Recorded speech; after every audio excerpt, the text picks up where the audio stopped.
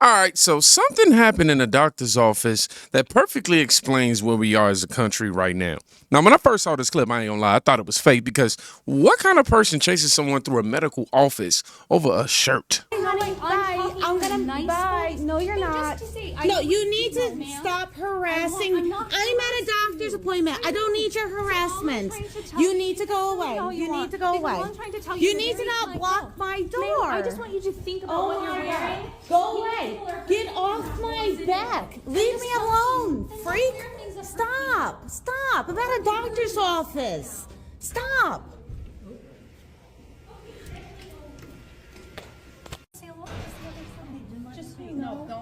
No, you don't know. You don't know. You need to stop harassing me. Now you're harassing my mom. You need to stop. I'm sorry. Please stop. That's all right. I'm very sorry about that. My apologies. You need to stop. I'm at a doctor's appointment.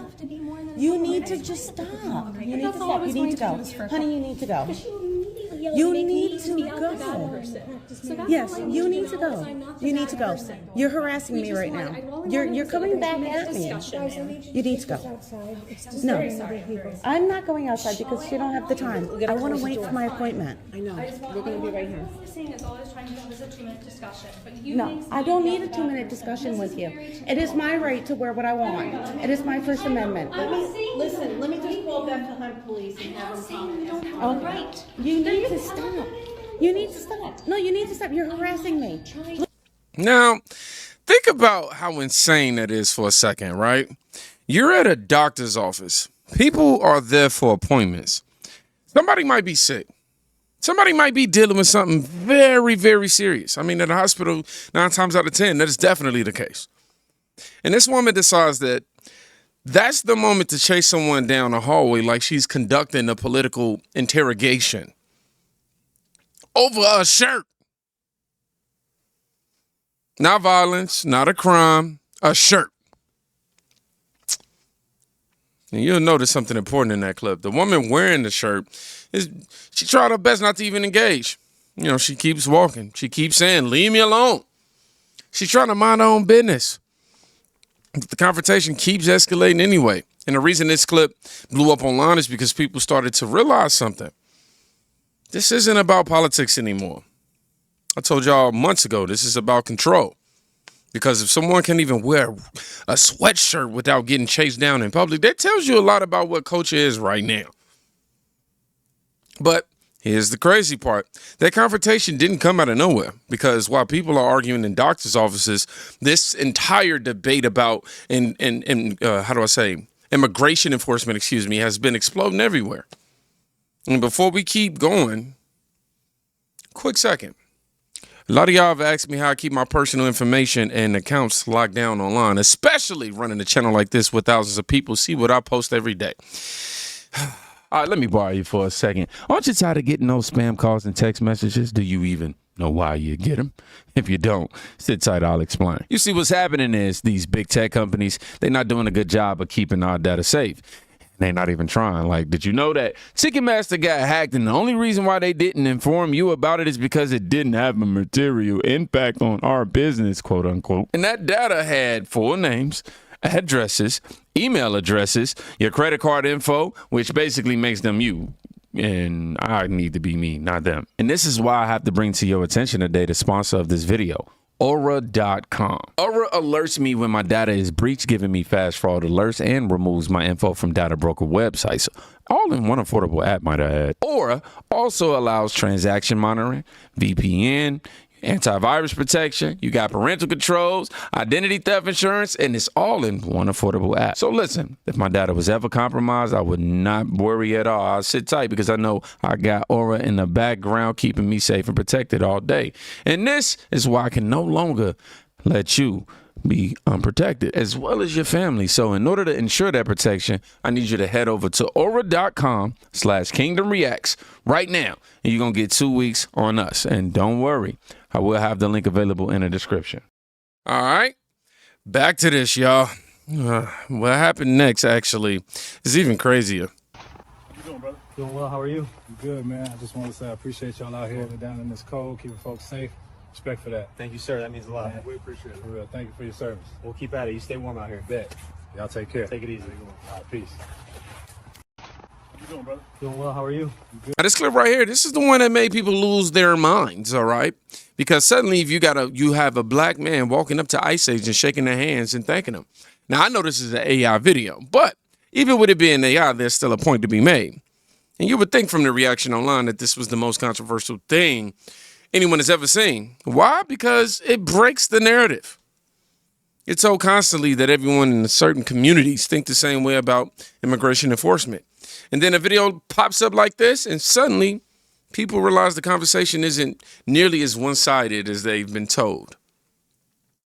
But obviously the reaction is pretty interesting.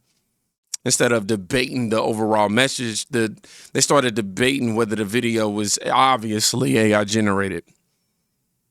Not whether the point was valid, whether the video itself should exist, which tells you something. Because when people can't argue the idea, then they try to erase the moment. Because in another viral clip, agents themselves had a message for activists following them around.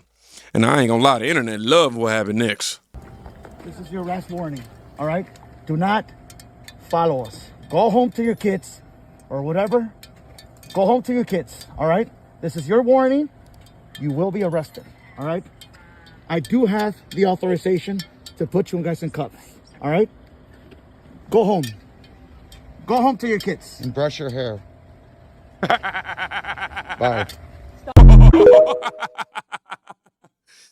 That line right there. Go home and brush your hair. You know, the internet ran with that one, man. But the bigger story here is what's actually happening around the country, though. You've got activists following federal agents around, filming them, trying to disrupt operations, even after the reneged goods. And that's creating this constant confrontation between two completely different views of ICE. One side believes the raids are necessary for law enforcement. Ding, ding. The other side believes they should be stopped at all costs. Which brings us to something else that's been happening, y'all. Because in some cities, activists are getting even more organized. Not protesting, not debating, actually patrolling neighborhoods looking for ICE agents. Watch this. Canela patrol runners are people from the community who like to run. Our priority when we're running is patrolling. We're looking out if there's any like ICE vehicles or ICE agents in the community. And the communities that we're focusing are El Sereno, Lincoln Heights, Cypress Park, and Highland Park. We meet up at 6 a.m.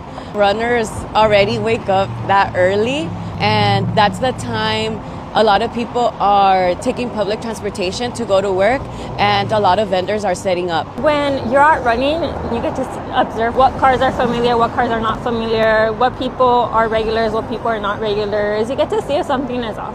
The first thing is documenting, like exactly like what we see, where it's at, the time, and then blasting that out through social media. The next thing would be alerting the community that they are here so they know where to go and where to avoid. When I would run alone, I would already be patrolling, like I would be looking out. And that's when I thought like I could invite more people to do this with me. I'm part of this community and these are my neighbors. I want this community to stay here because I care about them.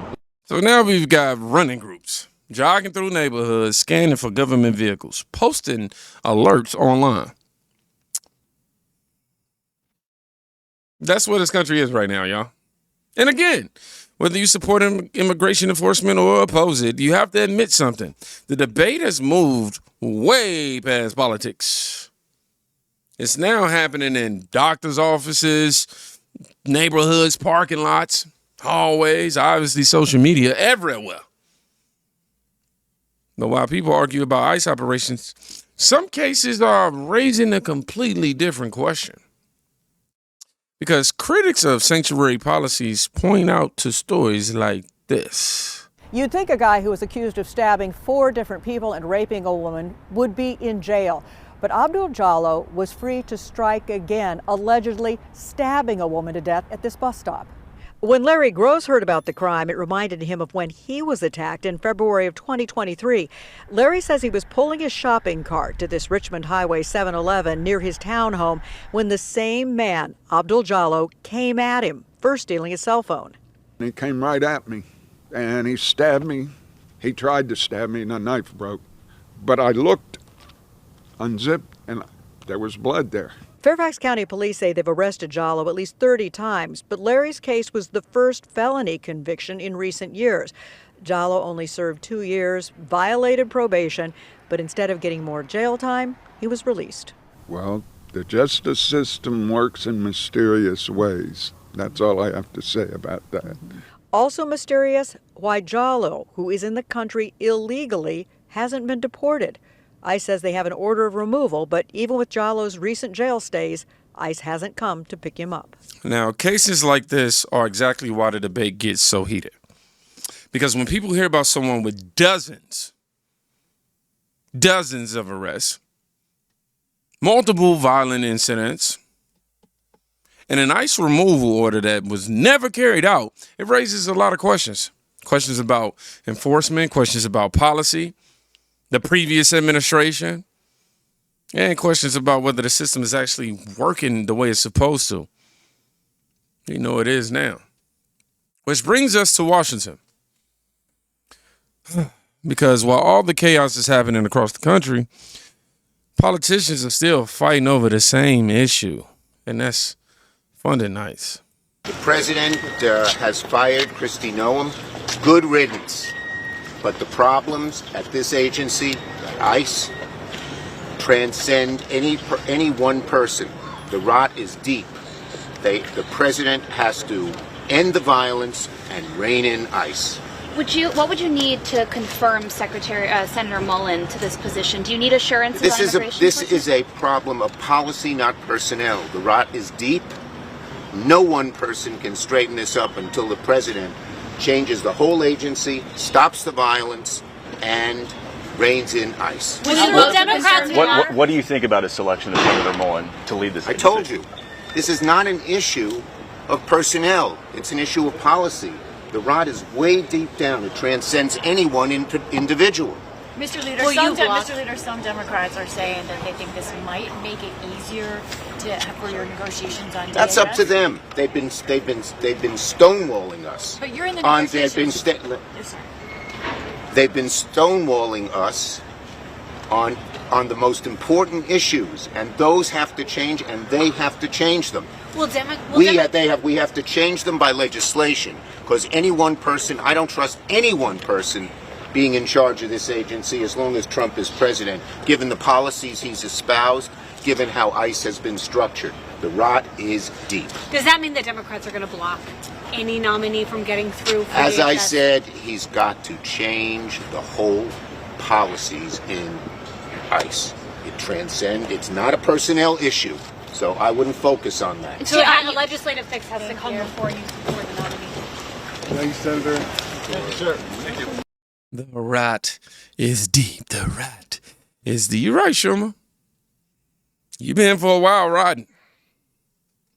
This right here is where the political battle is happening. One side said enforcement needs to be strengthened. The other side says reform needs to happen fast and first. And the result, a standoff. Meanwhile, the debate keeps spilling out into everyday life, like that doctor's office clip that you've seen. That started this entire conversation. But the culture war around this topic isn't just happening in politics. It's happening in media podcast conversations. Like this moment that went viral. My experience was that I didn't get any of this, sense that this was a creepy pervert, anything like that. I just thought, they don't have to be a creepy pervert. Right. Right. But it's still a man. Understood. I just thought, man, I heard what they had to say about, politicians trying to put them in internment camps and, Who's doing that? What politicians are saying they should be put in internment camps? I think that there was some kind of... There might be one kook out there that's saying that to try to get attention. Right. There's no movement to try to put transgender people in internment camps. Okay, well then I'll land on this. Do you know who's killed more people than ICE this year? Trans shooters. Do you know the majority of these high school shootings have been transgender people? I did not know that. Yeah. Oh, how many of them? There was one recently, and yeah, it's a lot of them. You know why? Because they're giving them psych medications, they're giving them a bunch of crazy hormones, and a lot of them probably have mental struggles already, and they're ostracized from society, and fill in the blank, and then they're empowered by thinking that the world has done something bad to them, and that there's like a genocide against trans people, and they attack J.K. Rowling, and they attack all these people. Martina Navratilova, who's like a famous lesbian, for being a bigot because she doesn't want biological men competing with women in tennis. It's nuts, man. And it's like either you go by biology or you do not. Either you go by XY chromosome, or then you're in this weird fucking gray area where someone could just tell you they're a woman. And that's how you get men in women's prisons. Yeah. All right. You've convinced me. Doesn't mean you can't be kind. Yeah. And that right there is why this conversation keeps exploding online. Because every time someone says something controversial or a clip goes viral or a confrontation like the doctor's office moment, the entire debate gets realigned over and over. Not just on, television. Not just in Washington either, but everywhere. Doctors' offices, hallways, neighborhoods, podcasts, social media. And a lot of people are just like Steve-O. Just being fed from the left-wing propaganda machine. That original clip tells you something important though, because the woman wearing the shirt didn't start the confrontation. She didn't chase anybody. She didn't even try to yell. She just tried to walk away. But that wasn't enough, because in today's climate, sometimes just having a wrong opinion is enough to trigger a confrontation. And people start noticing that. Look, immigration is one of the biggest complicated issues, one of the most complicated issues in the country right now. There are real arguments on this right now. But when debates turn into harassment in hallways or people chasing strangers through medical offices or trying to silence anyone who disagrees with them, that's when people start asking a different question. Not who's right, but who's losing control of this conversation. Tell you what, we gotta look like we gotta, how do I say, follow the footsteps of that woman and just keep walking. Which is exactly what I want you to write in the comment section if you made it to the end of this video. Y'all be safe. Go check on somebody today. You can quite literally be saving their life, all right? Peace.